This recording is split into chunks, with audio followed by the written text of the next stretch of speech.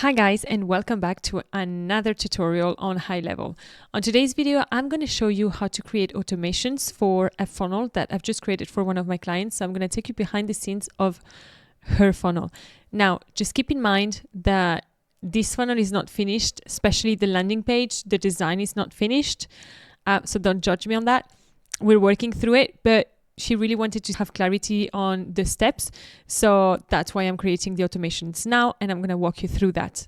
If you don't yet have HighLevel, you can start a free trial with the link that I'm going to put on the description below. If you have any questions, please drop a comment or reach me out through Instagram, which is the fastest way where I'll get back to you. Now, when you are on HighLevel, you obviously go to the sub account that you want to work on. I have duplicated this page, so I'm going to jump from one page to another, so keep up with me. It's just for pure easiness of showing you where and what to do. So on the sites place, you're going to go under your funnels, and then you're going to select your funnel. So for this client of mine, we've got like a couple of funnels. I'm going to go into this one, which is the latest one that we are creating. Now, this really looks more like a website than a straight up funnel. But we started with a funnel and then converted it and then added more things. It became kind of a website, but we decided to keep it here for different reasons. So that's why it's here. It's not the typical funnel that you would usually see. There is way too many CTAs. There is way too many options and things like that, just like a website would have. But so if I just click in here, I'm going to show you what we're going to do today. So this is her landing page. And then as you can see here, she's got like her menu, and then you've gonna, oh, what's happening? Okay.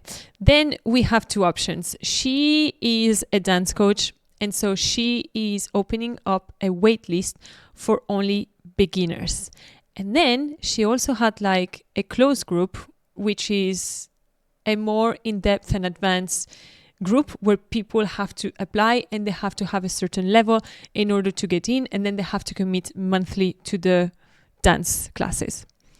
So what we're going to do is do the automations for the beginner waitlist group and see how that's going to work out. For this particular case, she had freebies in place where she is growing her email list quite rapidly. So for this client, she has different freebies that are really working well and that are growing her email list very well. So the main goal with this beginner waitlist was to qualify the people right away. She doesn't want people to just join the waitlist because they gain something from it or because they're not sure. So she wanted to create a form for it where people have to sign up to the form already. When you create a form, instead of just put your email here and sign up to the list, it already brings a lot of objections from people who are not ready to commit because they have to complete the form. It's very small details, but it is going to make a difference with the conversion rate, which for her, it's not a problem, and she'd rather have less people join this waitlist than have too many people who are not really committed to it. So this is what's happening. When you go, oh, my laptop is a bit slow. When you scroll down, you also have here, join the beginner waitlist. These two buttons are going to join into the same page.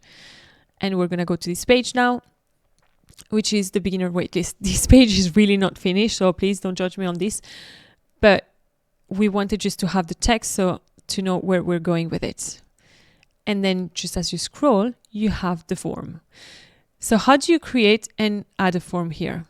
We're going to go and see that right away. So this is her page for the beginner waitlist. So I'm going to go in there and I'm going to edit this. Okay, so once you're in the page, you're going to scroll down to where you want to add the form, and then always on your add elements here, you're just going to do a plus, and then you're going to add the form element. Then you add it here. Say we want it here. And then on this form element, we're going to have to pick the form that we want. You obviously have to create your form before you're able to select it. Now, how do you create a form? You can just keep this here. You're going to go back here, back on your sites, and then all the way on the menu up here, you're going to see forms. You're going to go to builder, and then you're going to add a form, or you're going to clone a form that is already kind of similar to what you have. So for her case, it's already built. So beginner waitlist. A little tip here is try to give names that are easy for you to understand what it is for. Don't make it fancy, just keep it simple, keep it straight to the point. Now, this form has been created, but basically you drag and drop everything on the form. I'm doing this video more for automations rather than creating a form, but just wanted to come here and show you this because it's going to be relevant for later. We have a question where we're asking, would you like to get a free mini tutorial while you wait? Now, this is a client, she wants to act fast and move fast. So when we're asking this question, and we're going to put this live very shortly, this mini free tutorial has not yet been created. But you're going to see what we're going to do to make sure that we act fast as soon as someone says yes to this option. So these you can all change the fonts, personalize it, make it as you want so that it looks good on your website. Clearly, you don't want to keep it looking like this for the website. Look at that. White background on like a black website. That's not really what we want. Like this orange, not her brand stuff. So don't worry. This is just to show her that people will just see this. They will sign up for the form. And then what's going to happen after? What happens when they sign up to the form? This is what we want to see. We want to go to our automations here. And once you're on your automations, I like to create folders for everything so that everything is organized. But here, beginner waitlist, this is a folder where we're going to add anything that has to do with people who want to sign up to the beginner waitlist. So remember how I told you there is this question about, do you want to receive a freebie? So this is what happens here on the workflow. When people submit the trigger form, so the form is beginner waitlist, and then we add this filter of the questions. Here you can select all the questions that are there, and they answer yes, please. It's going to trigger a workflow. If they ask no, thank you, it's not going to trigger anything. We're still going to receive their waitlist application, and they're going to be tagged, but they're not going to receive this. Now, these people are going to be tagged straight away as freebie waitlist beginner waitlist freebie. The reason for that is because I like to tag everybody for every single thing that they do so that it keeps a track of what's happening and when it's happening and what they're interested on or not. And then when we do email newsletters, we can more easily segment the newsletters through strategic tags like this. We're going to save this tag. Then what's going to happen is that she's going to receive a notification. Remember how I told you that the freebie was not yet created? This is important for her to receive the notification because when she receives this message that I've created, so it's an internal notification, she's going to receive it by email. She's very on top of her email, so she's going to see it right away. I always, when it's an internal notification, I like to put GHL so that she knows it's like high level, telling her something that she needs to act on. So it's going to come from her email. It's going to go directly to her. Here you can basically choose who it is for. If it's for everybody in her team, if it's just for the assigned user to this, or if it's for a particular user, then you choose that. And then subject, I'm going to put freebie wanted for waitlist beginners. And I personally wrote this. So I said, Valeria, you've got someone interested on the mini course freebie mentioned on the beginner waitlist form, the name, the email, time to create and send a freebie. My internal notifications always end like this, either an action to take or either something that says you don't have any actions to do from this email. After this internal notification, what I like to add is a note. The notes are going to go directly to the profile of the contact that has created this. On the notes, I'm going to add a little message that tells the action that they've taken. So here, for example, I would just say signed up to the beginner waitlist plus wants to receive free mini course. Save the action. Okay. And then because I want to keep them in here because it will be easy for me to then create this freebie once I get someone in there, I will do a wait 365 days. This way, the people that enter this workflow, they remain here for enough time. That gives me the time to create the freebie and then create an email that's going to send it to them quickly within 24 hours. To here, I could also just add an email that says, I confirm that you are in the wait list and that you want the freebie. Just wait 24 hours and I'll send the freebie to you. But I'm not going to do that because on my other workflow, I'm already sending emails. This one, where beginner waitlist form action. What is this one about? This one is for people who sign up to the waitlist form, whether they have wanted to receive the freebie or not. And let me show you how this one works. So the form trigger is form submitted. The form is beginner waitlist. Okay, so from here, we're creating a contact. I know that sometimes you don't need this, but I've already had glitches where the information wasn't taken. So now I just automatically always do it when I create a new form and people sign up to. So I do first name, email, and phone, which are the most important. And then I save this action. This way, you know that any contact that submits the form is created. Second, I'm going to add them a tag. Always, this one is just beginner waitlist. Save the action. The next is that I'm going to inform my client that someone has signed up. So again, I complete all the options here and I tell her a little message, congrats, someone just signed up to the beginner waitlist. And here it's just like a personalized message where it says, well done, Valeria, someone just signed up to the beginner waitlist. Remember, these are internal messages where she receives. She knows it's me who wrote that for her because I created that. And then I always end my email with no actions to take or what actions she needs to take. Here, she doesn't need to take any actions. Then the person who signs up receive an email confirmation. Now, all these steps, they literally take seconds. So it doesn't really matter whether she gets the internet notification first or the email confirmation is sent first. It kind of goes right away. On the email, I write here that it's a confirmation. I write from who is it, and then a subject line. And then I just tell them basically what the next steps are, what to expect, the next steps, and just like a quick, easy email. You can definitely create that, just customize it to whatever workflow you're doing.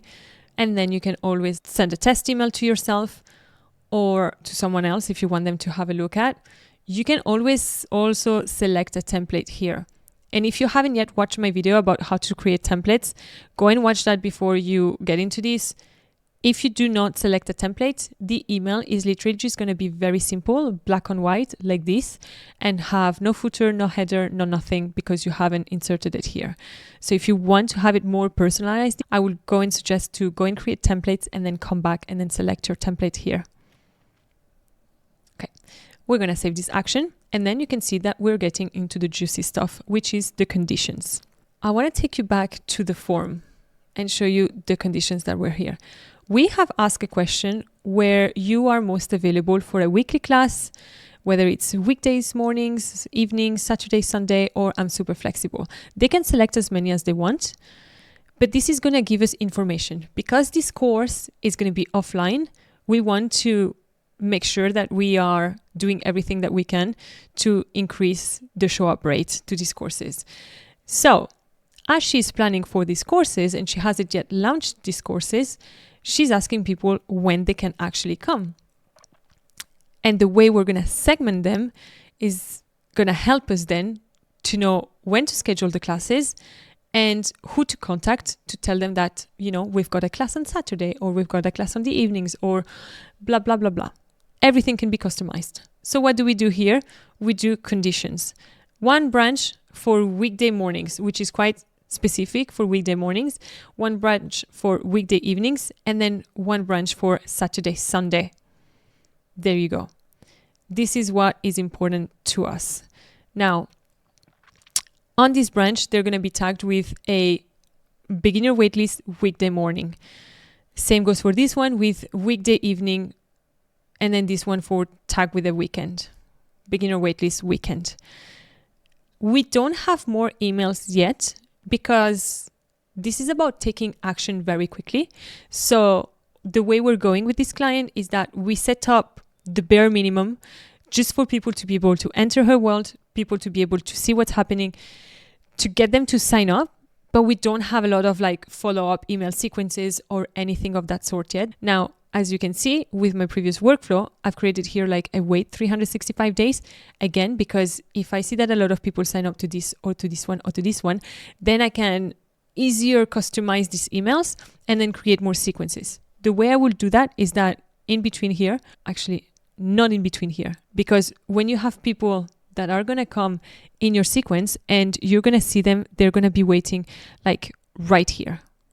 So when you're going to want to send an email, let's say to the people that are in here, you're going to say email, send email. And then you're going to fill in all these blanks. You're going to save. I'm just going to put something here, subject, test. And then email, up, and then test. Just so that we have something and I can show you. But basically, that person is going to be here. You want to create your email, and then you're going to move this. You're going to move it, move action, and you're going to move it here. So that the person who enters this sequence will then receive the email, and then they'll have to wait another 365 days for another action, but at least they don't leave your workflow. Now, if this sounds a bit complicated, what you can also do is just forget about this 360-day wait thing. And just because you have tagged them, you'll be able to then come back to your contacts.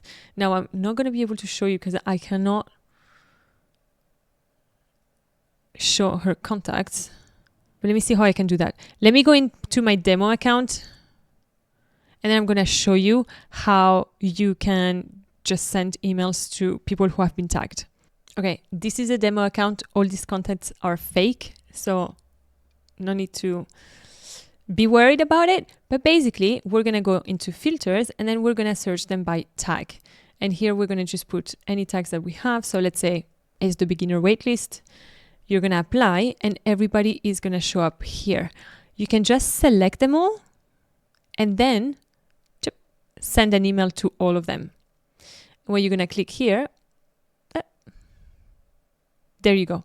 You're going to have this little window that shows up and you're going to fill up everything that you need here, and then you're just going to send it to them. It doesn't really matter how you do it. Whatever works for you, it's what's best. Now, I like to have everything on the workflows. It just makes my life easier. I like to visually see it like that. But let's say you're going this way. You're always going to be able to go into the contact and then see here, you'll be able to see all the emails that have been sent. And it doesn't matter whether they've been sent through the way I show you by tagging everybody and then sending like a unique email, or for them to receive the emails on the workflows, they're still going to show up here. And I'm also going to show you this, for example. And then I'm going to just show you as well. So this is on Valeria's account. Internal notification, she's going to receive them like this. I'm going to be able to see all the emails, whether it's internal, whether it's from her newsletter that I have received. And then in here, remember how we were adding notes to the workflows? They're going to show up here. All the notes are going to show up here. So you'll be able to see the date where the note has been created and then the comment. You want to make sure that these notes are not too long because otherwise it's going to be hard to read. But if they're short, they're one sentence, you're going to basically have a track record of everything that client has done through just looking at the notes if you incorporate that in your workflows. You're also here going to be able to see like the payments and stuff, but I'll do a more in-depth video on the contacts because it can be a bit overwhelming. This was just to show you about the automations. I hope this was useful and clear. If you have any questions or you would like me to go slower on either part of this video, please let me know. And if you haven't yet signed up to your HighLevel account, you can grab the link in the description and voila. Okay, bye for now.